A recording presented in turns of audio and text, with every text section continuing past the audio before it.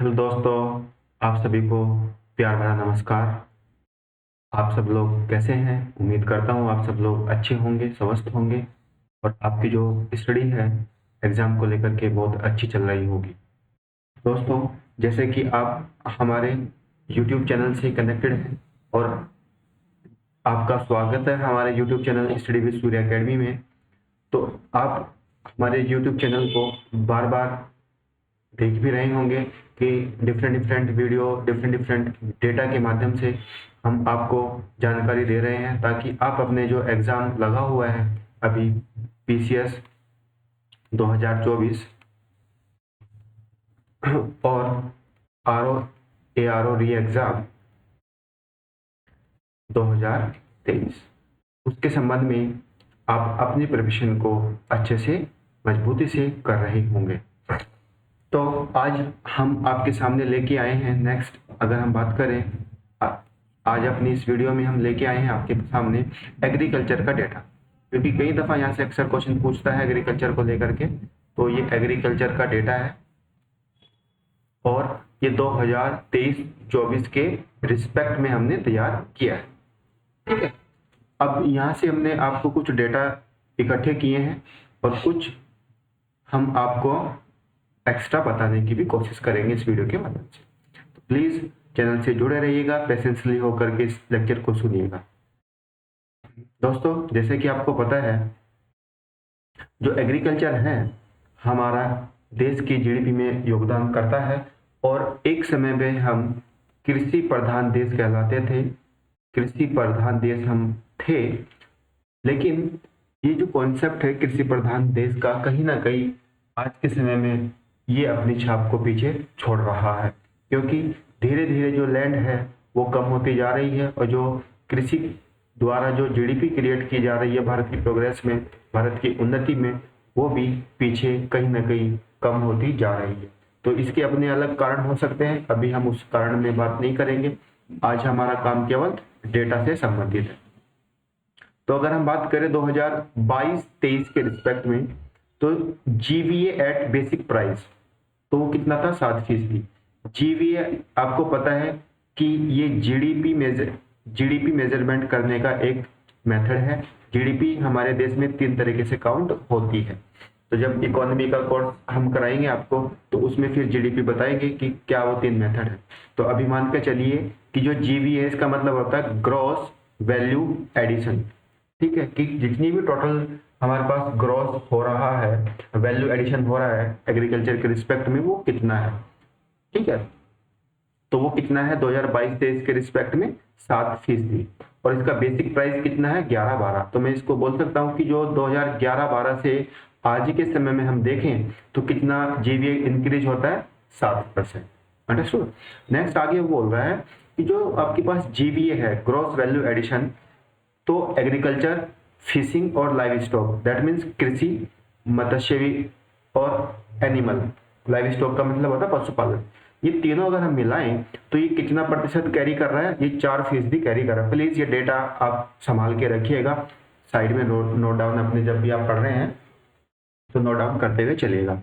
अब अगर हम जीडीपी के रिस्पेक्ट में देखें तो 2022-23 में जो एग्रीकल्चर से जीडीपी जनरेट होती है वो 7.2% है और 23-24 में ये कितनी होने की संभावना जताई गई थी और कितना अचीव किया?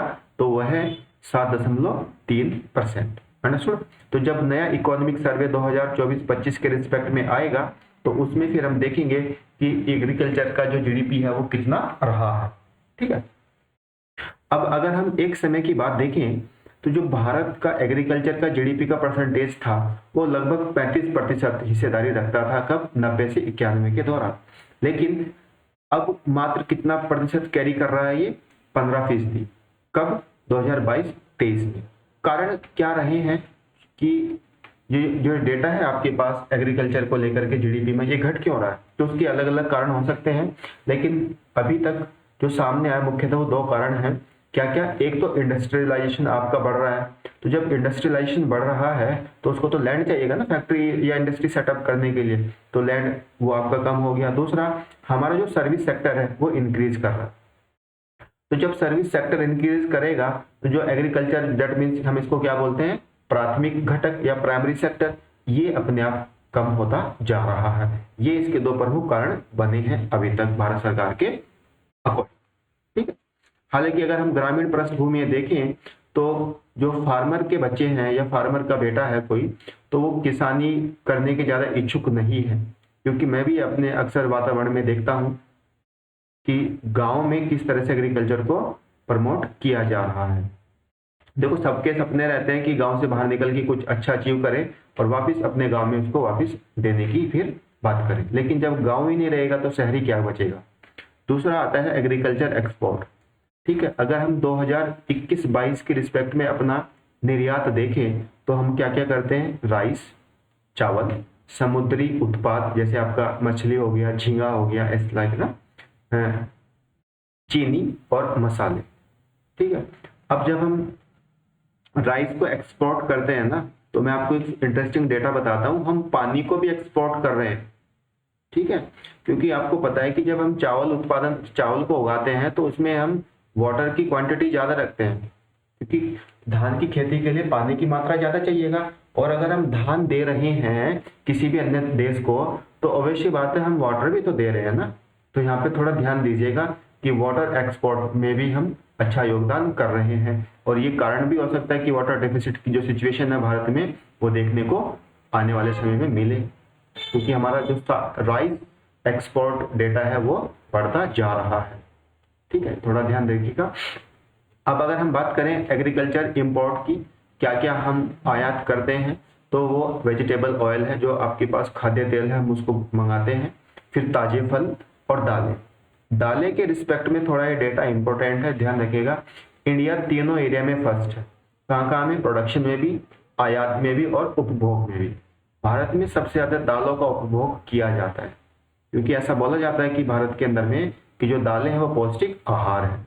नेक्स्ट, अगर हम 2023 में FAO के अनुसार देखें, फूड एंड एग्रीकल्चर ऑर्गेनाइजेशन जो UN वर्ल्ड वाइड का संस्था है, तो उसमें ये बोलता है कि जो भारत के अंदर में भूमि है कृषि योग्य, तो वो सबसे ज्यादा इंडिया में है, देन USA और चाइना।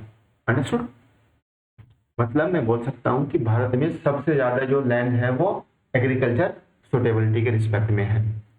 लेकिन अगर हम बात करें कि जो फीमेल पार्टिसिपेशन है एग्रीकल्चर में, महिलाओं का जो योगदान है एग्रीकल्चर में, वो ग्लोबली वैश्विक स्तर पर देखें तो वो कितना है, 37.8%। लेट्स सपोज अगर 100 हमारे पास जनसंख्या 100 आदमी है, तो इनमें से 37.8% महिलाएं आज भी एग्रीकल्चर फील्ड से कनेक्टेड है। और ये योगदान जो है मैक्सिमम किस कंट्री का है, वो गैम्बिया का है, देन दक्षिण सूडान एंड देन उज्बेकिस्तान। ये अक्सर डेटा आपको कैरी करना है। ठीक है, अगर नहीं भी क्वेश्चन आए, बट ये जो मेंस आप लिखेंगे उसमें इसका यूज आप भली भांति कर सकते हैं। नेक्स्ट, अगर हम फैक्ट देखें अगला, ऑर्गेनिक फार्मिंग का, जैविक खेती का, तो सबसे ज्यादा जो ऑर्गेनिक फार्मिंग होती है वो ऑस्ट्रेलिया में होती है, then Argentina and then Spain. तो प्लीज ध्यान रखिएगा। और अगर हम क्षेत्रफल देखें तो भारत का केवल 3% एरिया ही ऑर्गेनिक फार्मिंग को करता है। और अगर हम परसेंटेज के रिस्पेक्ट में देखें तो परसेंटेज कहां पर है, तो वो ऑस्ट्रिया में है, सबसे ज्यादा परसेंटेज के टर्म्स में ऑर्गेनिक फार्मिंग होती है। दूसरा Sweden and then Uruguay. I hope ये डेटा आप कैरी कर रहे होंगे, माइंड में स्टोरेज चल रहा होगा। अब हमारे पास कुछ आपके अन्य फसलें हैं, हम कहाँ को आयात कर रहे हैं और कहाँ निर्यात कर रहे हैं। तो ये डेटा लेटेस्ट है, तो प्लीज इसको कैरी करके रखिएगा। अगर हम गेहूं की बात करें, विद दैट मीन्स गेहूं, तो गेहूं हम आयात कर रहे हैं किसको, इंडोनेशिया, चीन एंड टर्की। और निर्यात हम क्या क्या कहां से कर रहे हैं, रूस, ऑस्ट्रेलिया एंड USA। ये डेटा इंपॉर्टेंट है, याद रखिएगा। अगर हम अब मक्का के रिस्पेक्ट में देखें तो मक्का आयात होता है चीन, मैक्सिको, जापान, और निर्यात होता है USA, अर्जेंटीना, यूक्रेन। अब आयात निर्यात, आई होप इतना बेसिक आपको पता होगा। इन केस अगर नहीं पता तो मैं बताने की कोशिश करता हूं। ये इंडिया है, इंडिया से सामान जा रहा है, दैट मीन्स एक्सपोर्ट, जिसको हम बोलते हैं आयात। इंडिया में सामान आ रहा है, इसको हम बोलते हैं इंपोर्ट, दैट मीन्स निर्यात। ठीक है, थोड़ा ये ध्यान रखिएगा। एक्सपोर्ट इंपोर्ट अक्सर नाम सुनते हैं। ठीक, अब फिर हमारे पास नेक्स्ट आता है राइस। तो राइस में अगर हम देखें आयातक में तो चीन है, फिलीपींस, बांग्लादेश, और निर्यात में देखें तो भारत, थाईलैंड एंड वियतनाम। ये डेटा लिखते चलना, एकदम तैयार नहीं होगा, मैं फिर बोल रहा हूँ। ठीक, अब आता है बागवानी, जो हॉर्टिकल्चर है। जस्ट कुछ, हाँ, हॉर्टिकल्चर में 2023-24 के रिस्पेक्ट में डेटा है कि जो टोटल प्रोडक्शन है बागवानी का वो कितना है, 351.92 मिलियन टन। ठीक है, और कुल खाद्यान्न उत्पादन कितना है, अगर हम बात करें जो टोटल फूड ग्रेन्स है भारत का 23-24 के रिस्पेक्ट में, वो कितना है, 329.69 मिलियन टन। ये डेटा याद रखना। एक बार खाद्य प्रोडक्शन पर डेटा पूछा गया है पीसीएस में, तो प्लीज आई होप ये डेटा आप याद रखेंगे। ठीक है, अगर हम बात करें इंडिया के रिस्पेक्ट में, तो इंडिया उत्पादकता के रिस्पेक्ट में सेकंड पोजीशन है। कहाँ में, सब्जियों में और फलों में। सब्जी उत्पादन और फल उत्पादन में India world wide second position को कैरी करता है। और अगर हम इंडिया के अंदर में राज्य देखें तो यूपी फर्स्ट है, then Madhya Pradesh and then आपका वेस्ट बंगाल। किसके रिस्पेक्ट में, बागवानी के क्षेत्र में। ठीक है, अब वर्ल्ड वाइड कुछ डेटा हम देखने की कोशिश करते हैं, विश्व में कौन उत्पादन देश है। जैसे आपके पास पाम ऑयल है तो इंडोनेशिया, सोयाबीन ऑयल है तो चीन, रैपसीड ऑयल है तो कनाडा, गन्ना ब्राजील, देन भारत, चीन, सूरजमुखी oil sunflower Ukraine. Ukraine news में रहता है, यूक्रेन पे 2023 में क्वेश्चन भी पूछा था, लो अयस्क का उसने कुछ क्षेत्र ऐसा पूछा था, तो ये ध्यान रखना। ठीक है, फिर आता है मक्का, मक्का यूएसए। चीनी के रिस्पेक्ट में देखें तो ब्राजील, भारत एंड चीन। तो गन्ना और चीन दोनों डेटा जो है वो एक समान है। अगर हम मीट चिकन के रिस्पेक्ट में देखें तो यूएसए, मीट पशु के रिस्पेक्ट में देखें तो अगेन यूएसए, उत्पादन के रिस्पेक्ट में। ठीक है, अब गाय का दूध, काउ मिल्क देखें तो Bharat 23%, then USA, then Pakistan. ठीक है, अंडे के रिस्पेक्ट में देखें तो चीन, यूएसए, भारत। नेक्स्ट आता है आपके पास मछली। ठीक है, तो मछली में क्या है, चीन और भारत। भारत सेकंड नंबर पर है प्रोडक्शन में। अगर हम कुल जो आपके पास मछली उत्पादन है या फिर जलीय जीव का उत्पादन देखें तो चीन फर्स्ट है और भारत सेकंड पर है। टोटल मैरिन फूड की बात अगर हम करें, ये क्लियर याद रखना, मैं इसको एक लाइन में लिखता हूं, टोटल मैरिन फूड, जलीय खाद्य पदार्थ, मैरिन फूड। अगर हम सीरियल्स के रिस्पेक्ट में देखें, मोटा अनाज तो China, USA, Bharat. Bharat third पर है। ठीक है, मिलेट्स आपने नाम सुना होगा, तो प्लीज कमेंट बॉक्स में आंसर कीजिएगा। इंटरनेशनल ईयर ऑफ मिलेट्स किस वर्ष घोषित किया गया, ये क्वेश्चन बन सकता है। क्योंकि भारत में जब G20 समिट हुआ था तो जितने भी हमारे देश के अंदर में प्रतिनिधि आए थे, मेहमान आए थे, हमने उनको मिलेट्स से संबंधित जितने भी खाद्य भोजन था उसको खिलाया था। सब्जियां देखें तो चीन, भारत, यूएसए। कुल तिलहन इंडोनेशिया। कुल फल चीन, भारत। धान में देखें तो चीन, भारत, बांग्लादेश। गेहूं हमने देख ही लिया था, चीन, भारत, रूस। आलू चीन और भारत। ये सारा डेटा लेटेस्ट डेटा है, प्लीज भरोसा कीजिएगा और इसको कंटिन्यू रखिएगा। जो अगर हम देखें बार्ले तो रूस प्रोडक्शन में है। जवार अगर हम देखें सोरगुम तो यूएसए है। मसूर दाल भारत। मूंगफली चीन, भारत, नाइजीरिया। सरसों नेपाल, रूस। Soybean Brazil. Bharat fifth number पर है सोयाबीन के रिस्पेक्ट में। प्लीज कमेंट बॉक्स में बताइएगा भारत का कौन सा स्टेट है जहां पर सोयाबीन उत्पादन में वो फर्स्ट पोजीशन को रखता है। कपास भारत, चीन। जूट में भारत, बांग्लादेश। ठीक है, तो कॉटन और जूट में इंडिया फर्स्ट है। अब यहाँ पर अगर जूट की वो बात कर रहे हैं तो जूट में बताइएगा इंडिया का कौन सा स्टेट है जो फर्स्ट पोजीशन को रखता है, कैरी करता है। प्याज अगर हम देखें तो भारत, चीन। टमाटर देखें तो चीन भारत। रबर इंपॉर्टेंट क्वेश्चन बन सकता है, बाहर जो आवाज आ रही है इस पर ध्यान मत देना। Rubber Thailand Bharat.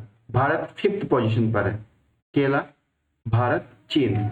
नारियल, नारियल के रिस्पेक्ट में अगर हम देखें तो इंडोनेशिया और भारत 3rd पोजीशन पर है। अंगूर चीन भारत, भारत 5th पोजीशन पर है अंगूर के रिस्पेक्ट में। संतरा अगर हम देखें तो ब्राजील भारत। चाय देखें तो चीन भारत केन्या। ठीक है, ये सारा ही डेटा कंपाइल करके लेके आए हैं, तो प्लीज यहाँ से दो भी डेटा PYQs के आधार पर आप चेक करेंगे, जो मेन डेटा हो सकता है उसको एक बार लिस्ट कर लेना, लेकिन गो थ्रू आपको सारा ही करना पड़ेगा। 2-3 बार वीडियो को सुनिएगा तो ये तैयार हो जाएगा। तंबाकू में देखें तो चीन भारत। कॉफी में देखें तो ब्राजील। अगर हम कोकोआ के रिस्पेक्ट में देखें तो कोटो डी आवर। ठीक है, यहाँ पर थोड़ा ध्यान देना।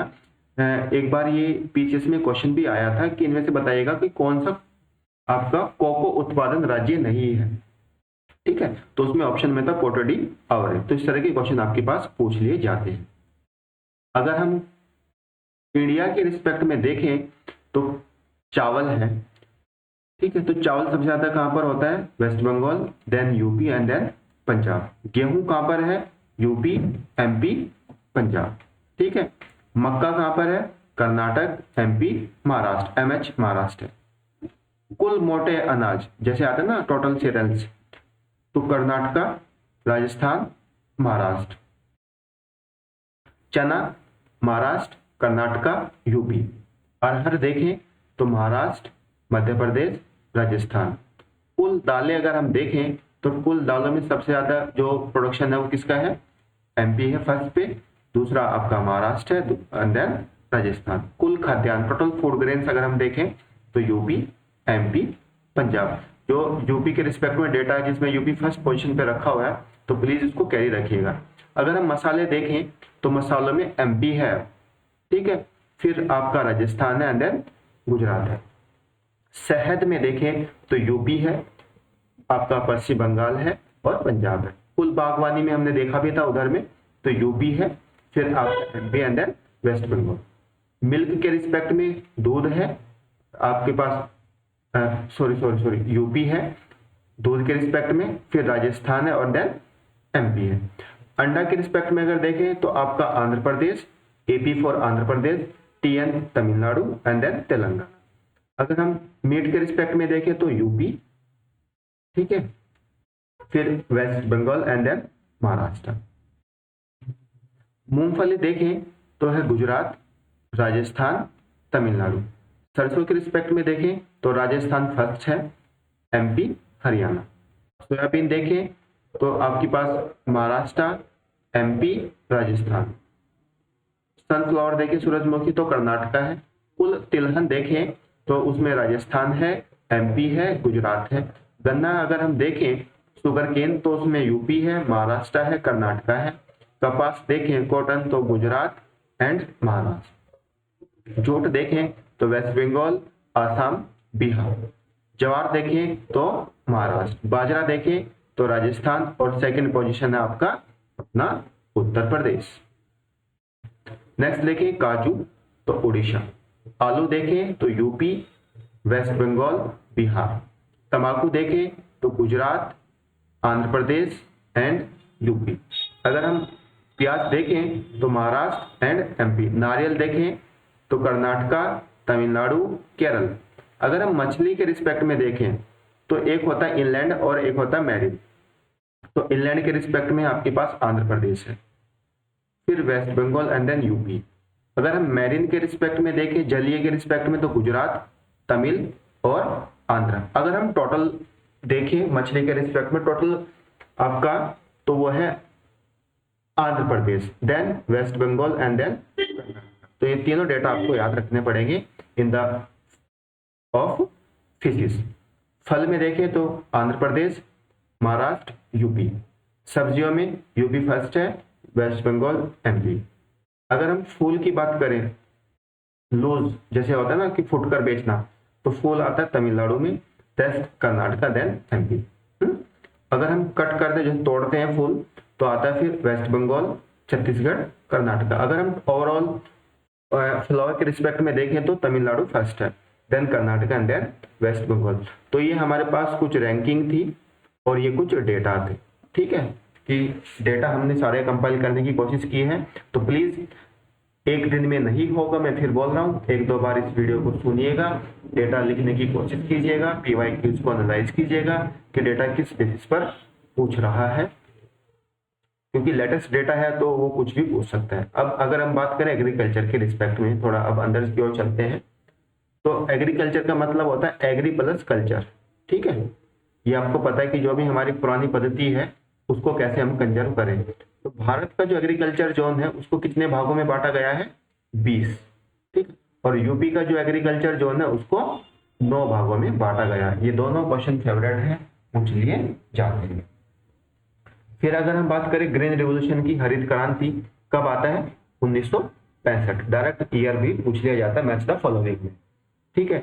और भारत में जो हरित क्रांति थी उसको लाने वाले महान व्यक्तित्व का नाम है MS स्वामीनाथन, ठीक है। इनको भारत रत्न से सम्मानित भी किया हुआ है, ठीक है, भारत रत्न, अंडरस्टूड। ये इंडिया में इनको फादर ऑफ एग्रीकल्चर के रिस्पेक्ट या ग्रीन रिवोल्यूशन के रिस्पेक्ट से भी जानते हैं। और अगर हम वर्ल्ड में देखें तो नॉर्मन बोरलॉग को ग्रीन रिवोल्यूशन का जनक माना जाता और इनको इस कार्य के लिए नोबेल पीस प्राइज भी मिला हुआ है, शांति का प्राइज भी मिला हुआ है। अब ये जो ग्रीन रिवोल्यूशन था इसमें क्या होता है, जो उच्च गुणवत्ता वाले सीड्स होते हैं उनको ग्रो करने की बात कही गई। अब जो आपके पास ग्रीन रिवोल्यूशन है इसमें गेहूं और चावल इनके उत्पादन की बात कही गई, क्योंकि जब भारत 1965 में ग्रीन रिवोल्यूशन की बात कर रहा था तो भारत जब आजाद होता है तब हमारे पास पर्याप्त खाद्य संसाधन भी नहीं था कि देश के लोगों को वो पाल सके, प्रॉपर उसका पेट भर सके। आज हमारे गोदामे में आप हाल देख ही रहे होंगे, इतना अनाज है कि गोदामे में वो रखा हुआ सड़ रहा। खैर ये भी एक अपनी हिस्टोरिकल जर्नी रही है। अगर हम क्रांतियां देखें, रेवोल्यूशन और एरिया देखें, तो यहाँ से कई दफा पिछले 5-7 सालों के अगर पीवाईक्यूज एनालाइज करें, लगभग हर साल क्वेश्चन रहता ही है, या तो वो स्टेट फॉर्मेट में देगा, स्टेटमेंट फॉर्मेट में, या फिर वो मैच द फॉलोइंग में देगा। जैसे आपके पास ग्रीन रिवोल्यूशन है तो वो किसके रिस्पेक्ट में है, खाद्यान्न अनाज के रिस्पेक्ट में। गोल्डन रिवोल्यूशन है तो वो फलों के रिस्पेक्ट में, fruits. White revolution milk, brown भूरा तो वो फर्टिलाइजर उर्वरक के रिस्पेक्ट में है। ब्लू जो है वो फिश के रिस्पेक्ट में है। रेड रिवोल्यूशन तो वो मीट के रिस्पेक्ट में है। ब्लैक रिवोल्यूशन वो पेट्रोलियम के रिस्पेक्ट में, ये इंपॉर्टेंट है, थोड़ा ध्यान रखिएगा। येलो पल्सेस के रिस्पेक्ट में है, दालें के रिस्पेक्ट में है। और पिंक आपका झींगे जो होते हैं, प्रॉन होते हैं ना, झींगे। अब यहाँ पे सुनना, झींगे प्लस मछली, जितने भी अदर मैरीन एलिमेंट है, जो भी सी फूड है, तो उसमें इसको काउंट किया जाता है। तो इसको कौन सी रिवोल्यूशन दी गई है, पिंक रिवोल्यूशन, ठीक है। अक्सर आप सुनते होंगे ना, मोदी जी बोलते हैं कि हमको ब्लू रिवोल्यूशन में क्रांति लेके आनी है, तो हमको मछली उत्पादन की वो बात करते हैं। और उसके रिस्पेक्ट में हमने स्कीम भी लॉन्च की थी, प्रधानमंत्री मत्स्य योजना। जो स्कीम का वाला लेक्चर है प्लीज उस पर जाके देखिएगा, उसमें हमने ईयर अनाउंस किया हुआ है कि कब उसको अनाउंस किया, क्योंकि मैच द फॉलोइंग स्कीम भी पूछती जाती है आयोग में। अब ये वेरी वेरी इंपॉर्टेंट क्वेश्चन है, इवन यूपीएससी भी इस क्वेश्चन को पूछ रहा है। अब मैंने इधर में क्या किया, एक तरफ में बोर्ड लिख दिया, फिर उसका हेडक्वार्टर लिखा है, और वो कौन सी मिनिस्ट्री के अंतर्गत में आता है वो लिखा है। तो थोड़ा ध्यान दीजिएगा, अगर हम सिल्क की बात करें, रेशम की बात करें, तो रेशम बोर्ड जो है उसका मुख्यालय कहाँ है, बेंगलोर। और वो कौन से मंत्रालय के अंतर्गत काम करता है, टेक्सटाइल, दैट मीन्स कपड़ा मंत्रालय, अंडरस्टूड, कपड़ा मंत्रालय। अगर हम बात करें कॉफी, ठीक है, तो उसका मुख्यालय भी बेंगलोर है, और वो कौन से मंत्रालय के काम करता है, कॉमर्स एंड इंडस्ट्री, ठीक है, व्यापार एंड वाणिज्य मंत्रालय के अंतर्गत ये काम करता है। रबर बोर्ड अगर हम देखें तो उसका मुख्यालय है केरल के कोट्टयम में, और ये भी कॉमर्स एंड इंडस्ट्री मिनिस्ट्री में काम करता है, ठीक है। आई होप इतनी हिंदी आपको आ रही होगी और इतनी अंग्रेजी भी आपको समझ में आ रही होगी कि मैं बोल क्या, ठीक है, क्योंकि आप यार सिंपल बात है, अगर आप प्योर हिंदी चलेंगे तो आप प्रशासनिक अधिकारी बनने जा रहे हैं, तो कैसे चलेगा। टी अगर हम बात करें, टी बोर्ड तो कोलकाता, ठीक है, टी बोर्ड कोलकाता, और कौन से मंत्रालय के अंतर्गत काम करती है, कॉमर्स एंड आपका इंडस्ट्री मिनिस्ट्री में। फिर नेक्स्ट आता है कोकोनट, तो इसका है कोची हेडक्वार्टर, और ये एग्रीकल्चर मिनिस्ट्री में काम करती है। एग्रीकल्चर कृषि मंत्रालय, ये थोड़ा अलग फैक्ट निकल के आया है, आप थोड़ा ध्यान दीजिएगा। जूट, इसका हेडक्वार्टर कहाँ है, कोलकाता, और कौन से मंत्रालय के अंतर्गत काम करती है, कपड़ा मंत्रालय, टेक्सटाइल मिनिस्ट्री। तंबाकू बोर्ड, तंबाकू बोर्ड का हेडक्वार्टर कहाँ, गुंटूर, गुंटूर है आपका आंध्र प्रदेश में, विशाखापट्टनम से सटा हुआ, और ये कौन से मंत्रालय के अंतर्गत काम करता है, कॉमर्स एंड इंडस्ट्री मिनिस्ट्री। दूसरा, अभी हमने एक बोर्ड गठित किया, टर्मरिक बोर्ड, दैट मीन्स हल्दी बोर्ड, ठीक है। तो जो हल्दी बोर्ड है, मैं इसको लिख देता हूं, ये हमने यहाँ पर मेंशन नहीं किया, बट प्लीज आप अपने एंड से इसको लिखने की कोशिश कीजिएगा कि जो हल्दी बोर्ड है,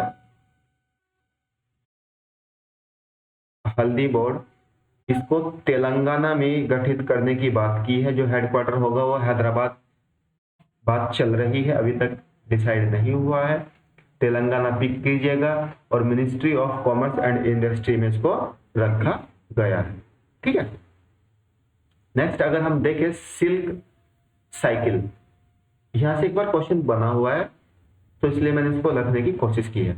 तो सबसे पहले क्या बनता है, एग बनता है, फिर लार्वा बनता है, then pupa and then adult.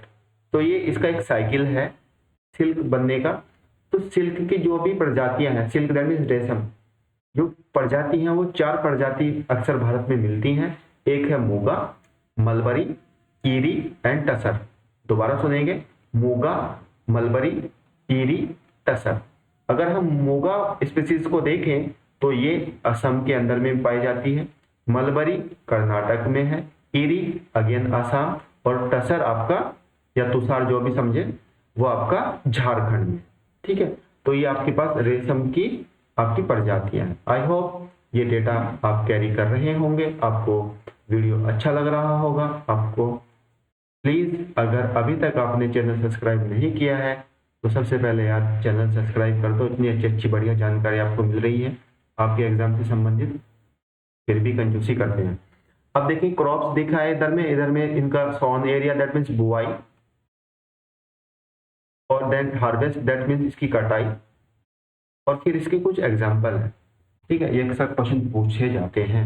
अगर हम रबी क्रॉप्स को देखें तो उसको कब हम बोते हैं, भैया सिंपल बात है, रबी का मतलब होगा जो आपके होली के दौरान कटती फसलें होती, और खरीफ का मतलब होता है जो आपके पास दीपावली के आसपास कटती हुई फसलें होती हैं। अब यहाँ से आप समझ जाने की कोशिश कीजिए। रबी बुआई काल है अक्टूबर से दिसंबर तक, और कटाई कब होती है, मार्च से अप्रैल। क्या क्या होता है, अब आपको पता है कि यार गर्मी में हम क्या क्या अक्सर देखते हैं खाने के संबंध में, तो गेहूं, barley, peas, gram and mustard, ठीक है, ये सब पता है आपको। खरीफ तो ये क्या है, मॉनसून सेशन में हम इसको बोते हैं, और कटाई कब होती है, सितंबर टू अक्टूबर। क्या क्या हो सकता है, राइस, मेज मक्का, बाजरा, उड़द, मूंग, तूर, कॉटन, तूर बोले तो अरहर, जूट एंड सोया, ठीक है। अगर हम जायद की फसलें देखें, जायद जिसको बोलते हैं, तो ये जो आपके पास ये समय बचता है ना, कौन से वाला समय, अप्रैल से लेकर के सितंबर या जुलाई तक जो मॉनसून सेशन होता है लगभग, क्योंकि ये सबसे शॉर्ट होता है इसलिए मैंने लिखा भी है लगभग 2 से 3 महीना बिटवीन रबी एंड खरीफ के बीच का जो ड्यूरेशन होगा। मैं इसको सिंपल बोल सकता हूँ, मई से जुलाई का जो भी टाइम पीरियड होगा तो उसमें जायद की फसलों को बोआ और कटाई दोनों साथ हो जाती है। कैसे, आपने नाम सुना होगा कुकुम्बर, खीरा, खरबूजा, तरबूजा, सब आपका जायद की फसलों में काउंट होता है, ठीक है। अब कुछ फसलें हैं हमारे पास और उसका डेटा बुक अक्सर पूछ लेता है कि क्या इसकी कंडीशन मिलती है। जैसे हमारे पास है कॉटन, तो कॉटन के लिए कैसी मिट्टी चाहिएगी, काली मिट्टी, और ये कैसी है, स्वदेशी फसल है भारत का, ठीक है। टेम्परेचर कितना चाहिएगा, 25 से 35 डिग्री सेंटीग्रेड, और बारिश कितनी चाहिएगी इसको, 75 से 100 सेंटीमीटर। कॉटन बात हो रही है, और ये कैसे 210 जो दिन होंगे वो पाला रहित होने चाहिए, मतलब 210 दिनों के अंदर में कोई भी पाला जैसी कंडीशन न बने तो ही ये कंडीशन सुटेबल है इसके लिए, कॉटन के लिए। और अगर हम कॉटन के रिस्पेक्ट में देखें तो गुजरात फर्स्ट है, then Telangana, then Maharashtra, then Rajasthan. Sugar cane, गन्ना, गन्ने के लिए कितना बारिश चाहिएगा? 75 से 100 सेंटीमीटर। टेम्परेचर कितना चाहिएगा? 21 से 27 डिग्री सेंटीग्रेड। अब इंडिया के रिस्पेक्ट में देखें तो इंडिया फर्स्ट है गन्ने के रिस्पेक्ट में, उपभोग में भी और उत्पाद में भी। ठीक है। क्यूबा, चीनी का कटोरा बोला जाता है विश्व का। गन्ना प्रजनन केंद्र कहाँ है? कोयम्बटूर में। ठीक। और सबसे ज्यादा गन्ना कहाँ होता है? पहले ही जो एक मिनट, जो गन्ना प्रजनन केंद्र था यूपी में वो कहाँ पे था? इसका लोकेशन चेंज किया है तो प्लीज बताइएगा, दोनों बताइएगा, पहले कहाँ था और अब कहाँ। अगर हम तिलहन की बात करें ऑयल सीड्स का, तो सबसे ज्यादा क्या क्या आता है इसमें? मस्टर्ड, फिर सोयाबीन, सनफ्लावर एंड पीनट्स, मूंगफली। मस्टर्ड में अगर हम देखें सबसे ज्यादा प्रोडक्शन कहाँ पर होता है? राजस्थान। सोयाबीन में आपका महाराष्ट्र, एमपी। सनफ्लावर में देखें तो कर्नाटका, और मूंगफली में देखें तो गुजरात। मूंगफली को गरीबों का काजू कहा जाता है, गरीबों का काजू कहा जाता है मूंगफली को। तो खाइएगा, सर्दी चल रही है, बस सफाई का जरूर ध्यान दीजिएगा। तो तिलहन में अगर हम बात करें तो राजस्थान, फिर गुजरात एंड देन आपका एमपी। देखो उधर में हम बात कर रहे सफाई का, तो उधर में बाहर स्वच्छ भारत अभियान की गाड़ी भी आ गई, वो भी जरूरी है यार। अगर हम बात करें पल्सेस में, दालें में, तो कौन सा बैक्टीरिया पाया जाता है दालों में? राइजोबियम बैक्टीरिया और विटामिन B12। ठीक है। तो सबसे प्रोडक्शन कहां पर होता है दालों का? Rajasthan, then Maharashtra and then MP. अब कौन कौन है? चना, उड़द, मूंग, मटर, अरहर। अरहर सबसे ज्यादा कहां पर उगता है? कर्नाटक में। और चना कहां पर उगता है? राजस्थान में। दालों में जैसे मैंने बोला भी था कि दालों के रिस्पेक्ट में इंडिया फर्स्ट कंज्यूमर भी है ना? क्यों? क्योंकि हम अक्सर क्या बोलते हैं कि दालों में क्या होता है? पौष्टिक आहार मिलता है, तो खानी चाहिए दालें। कोको, ये कॉफी है, तो उसकी दो प्रजाति भारत में अक्सर मिलती हैं, एक है अरेबिका और दूसरी है रोबस्टा। ठीक है। ये कहाँ मिलती है आपको? बाबा बुदान हिल्स। अब प्लीज बाबा बुदान हिल्स हमने कहाँ पढ़ा था कभी? अगर आपने इंडस्ट्री पढ़ा होगा तो ये है आपका कर्नाटका में। कहाँ पर है? कर्नाटका में। ठीक है। और दूसरी बात, जो आपके पास कॉफी है ये केवल और केवल सीड से ही डेवलप होगा, बीज से ही बनेगा। जैसे हमारे पास टी का प्लांट रहता है ना, वो टी प्लांट से भी उग सकता है और सीड से भी उग सकता है, बट कॉफी केवल और केवल आपका सीड से ही उत्पन्न होता है। टेम्परेचर कितना चाहिएगा इसको? 15 से 18 डिग्री सेंटीग्रेड। रेन 150 से 200। थोड़ा रेन के बारे में ध्यान रखिएगा। मैक्सिमम कॉफी का उत्पादन कहाँ होता है? कर्नाटका। और वर्ल्ड वाइड कहाँ होता है? ब्राजील। ठीक है। तो जो ब्राजील में कॉफी का पूरा बेल्ट रहता है उसको किस क्षेत्र से जानते हैं? नाम बताइएगा। ठीक है। अगर आपने साउथ अमेरिका वाला वीडियो देखा है तो प्लीज पता होगा। टी के लिए देखें तो टी कैसा है? ट्रॉपिकल प्लांट है। यस। जैसे मैंने आपको अभी कॉफी के बारे में बताया था ना कि कॉफी केवल सीड से ही उत्पन्न होता है, लेकिन टी दोनों से डेवलप हो रहा है, सीड से भी और आपका प्लांट से भी। टेम्परेचर कितना है? 20 से 25 डिग्री सेंटीग्रेड। और रेन कितनी है? 150 से 200 सेंटीमीटर। ठीक है। टी के रिस्पेक्ट में सबसे ज्यादा जो प्रोडक्शन है वो कहां पर है? Assam, West Bengal, Tamil and Kerala. ठीक है। और वर्ल्ड वाइड कहां पर है? China and then India. ठीक है। अब बताइएगा पूरे विश्व में चाय का जो कंजम्पशन होता है वर्ल्ड वाइड, सुनेगा, पूरे विश्व में ग्लोबली जो चाय का उपभोग करने वाला देश है वो कौन है? पता ही होगा आपको, हमारे यहाँ पर ही चाय पी जाती है अक्सर। नुक्कड़ में भी देख लो चाय का ठेला चलता हुआ। रबर देख ले, रबर कैसा है? भूमध्य फसल है, इक्वेटोरियल क्रॉप्स है। ठीक है। टेम्परेचर कितना चाहिएगा? 25 से 28 डिग्री सेंटीग्रेड। बारिश मैक्सिमम 200 सेंटीमीटर से ज्यादा चाहिएगा, प्लस लिखा हुआ है। तो सबसे ज्यादा कहां पर होता है? केरला, त्रिपुरा, कर्नाटका। और थाईलैंड वर्ल्ड वाइड है, ये तो सब अंडरस्टूड है। थाईलैंड में सबसे ज्यादा रबर उत्पादन की जाती है। नेक्स्ट आता है जूट। जूट को क्या बोलते हैं? गोल्डन फाइबर, स्वर्णिम रेशा। कैसी मिट्टी चाहिएगी? एल्यूवियल सॉइल, जलोढ़ मिट्टी चाहिएगा। टेम्परेचर कितना होता है? 24 डिग्री सेंटीग्रेड से 35 डिग्री सेंटीग्रेड तक का टेम्परेचर चाहिएगा। रेन 125 से 200 सेंटीमीटर के बीच का चाहिएगा। भारत में सबसे ज्यादा जूट उत्पादन जो है वो वेस्ट बंगाल में होता है, फिर बिहार एंड देन असम। अगर हम वर्ल्ड वाइड भी देखें तो इंडिया ही फर्स्ट है, देन बांग्लादेश। लेकिन जूट इंडस्ट्री भारत की अब डगमगा रही है, कारण आपको पता ही है। अब अगर हम बात करें मिलेट्स में, मोटे अनाज में, तो ये क्या है? मोटा अनाज कम उपजाऊ भूमि पर भी बड़े प्यारे से उग सकता है। इसके लिए हमको कम पानी की जरूरत पड़ेगी, ठीक है। इसलिए भारत सरकार मिलेट्स को प्रमोट भी कर रही है, ठीक है। यहाँ पे लिखा है ये हाई टू मॉडरेट टेम्परेचर में भी बड़े प्यार से उग सकता है, ठीक है। जवार, बाजरा, रागी, मेज एक्सेट्रा, जैसे अगर हम बात करें अलग अलग जो फसल हैं वो मिलेट्स में आती हैं। तो जो मिलेट्स, हमने क्वेश्चन भी पूछा था इंटरनेशनल ईयर ऑफ मिलेट्स कब सेलिब्रेट हुआ, तो ये आपको पता होना चाहिए। 2023 में हमने इस वर्ष को ही पूरा अंतरराष्ट्रीय मिलेट्स वर्ष के रूप में घोषित किया यूएन के द्वारा, ठीक है। दूसरी बात, जो भारत सरकार प्रयास कर रही है वो क्या प्रयास कर रही है कि जो हमारा जो पीडीएस स्कीम है, पीडीएस स्कीम में हम मिलेट्स को भी डिस्ट्रीब्यूट करें जनता के लिए। क्यों?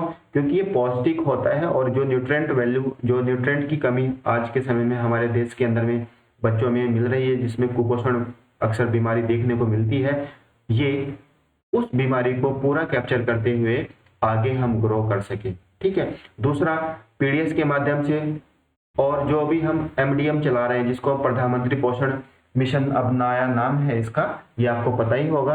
तो एमडीएम स्कीम में भी बच्चों के पौष्टिक आहार को बढ़ावा देने के लिए मिलेट्स का इस्तेमाल करें, ऐसी भारत सरकार योजना बना रहा है, ठीक है।